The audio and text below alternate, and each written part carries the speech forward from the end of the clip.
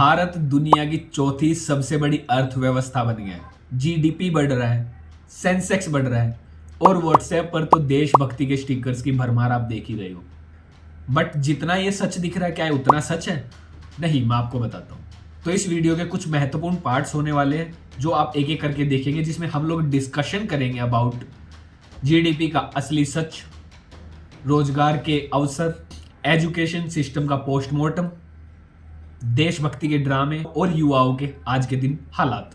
GDP का सच, जिसको नहीं पता हो, जीडीपी का फुल फॉर्म है ग्रोस डोमेस्टिक प्रोडक्ट। मोटा मोटी इसमें हम लोग कैलकुलेट कर सकते हैं कितना माल बना, कितनी सर्विसेज दी और कितना पैसा हम लोगों ने कमाया। मगर ये मोटा मोटी है, इसको मैं आपको ध्यान से बताता हूं कि इसका क्या इम्पैक्ट है। क्या आपकी सैलरी भी उसी दर से बढ़ी है? क्या आपके पेरेंट्स और ग्रैंड पेरेंट्स की पेंशन उसी दर से बढ़ी है? या आपकी माता अच्छे दाम पर सब्जियां लेके आ रही? ऐसा कुछ हुआ है? नहीं। तो इसका मतलब कि जो भी आपको जीडीपी के आंकड़े बताए जा रहे हैं वो आपके किसी काम के नहीं है। Let me explain. इसको हम आसान भाषा में ऐसे समझते हैं कि एक कमरे में 10 लोग हैं, जिसमें से 9 लोग 10,000 पर मंथ कमा रहे हैं, मगर एक आदमी 1 करोड़ कमा रहा है। तो आप सबकी सैलरी को मिलाकर 10 लाख पर मंथ दिखाया जाएगा इन जीडीपी के आंकड़ों में। मगर ऐसा सच है क्या? बिल्कुल नहीं। और वो 9 लोग खुश हो रहे हैं उस एक आदमी के लिए। इंडिया में भी यही चल रहा है।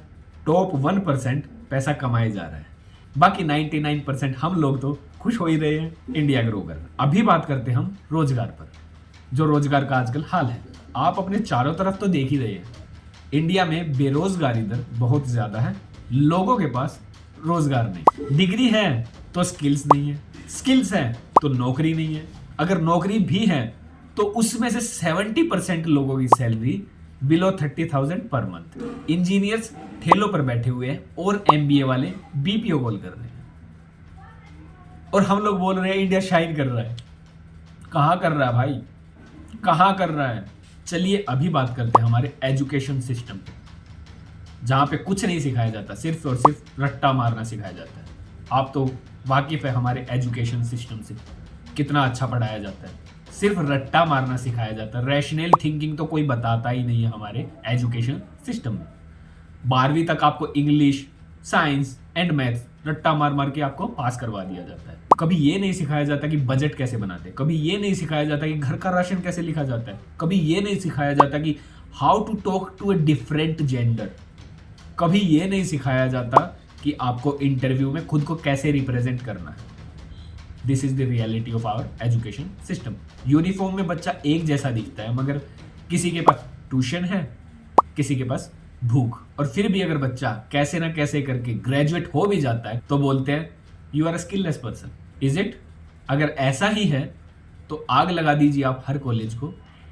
क्या कर रहे हैं वो कॉलेज जो बच्चों को स्किलफुल ही नहीं बना पा रहे हैं इतनी फीस लेने के बाद भी। अब बात करते हैं नेक्स्ट टॉपिक पे, देशभक्ति के ड्रामे। ऑफ कोर्स ये कंट्रोवर्शियल टॉपिक होगा, टू बी ऑनेस्ट मैं बोलूंगा, but who cares, I don't. कुछ लोग बोल रहे हैं मेरी रगों में खून नहीं सिंदूर दौड़ रहा है। अभी मुझे नहीं पता इस बात को कितना सीरियसली लेना चाहिए। अगर ऐसा है तो आपको डॉक्टर को दिखाना चाहिए। देखिए, देशभक्त होना बहुत जरूरी है। I am a patriot, but there is a difference between patriotism and nationalism. थोड़ा गूगल कर लीजिएगा, समझ आ जाएगा क्या डिफरेंस है। लोगों को सिर्फ मुद्दों से भटकाने के लिए ही ऐसे ऐसे ड्रामे रचे जा रहे हैं। हर रोज किसान आत्महत्याएं कर रहे हैं, मगर हम सब चुप हैं। रैलियां बेरैलियां हो रही हैं, हम सब चुप हैं। बच्चों के लिए टॉयलेट्स नहीं है, मगर हम लोग चुप हैं। क्या करते हैं हम लोग? ओ, हमने टिकटॉक बैन कर दिया। अरे वाह, बहुत अच्छा किया।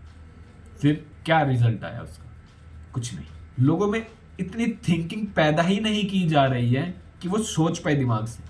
अब बात करते हैं युवाओं की, जो कि हमारा आखिरी टॉपिक है। क्या कर रहा है आज का युवा? 10 घंटे की जॉब, 2 घंटे का कम्यूट, इतनी सी सैलरी, फिर आगे क्या कर रहा है?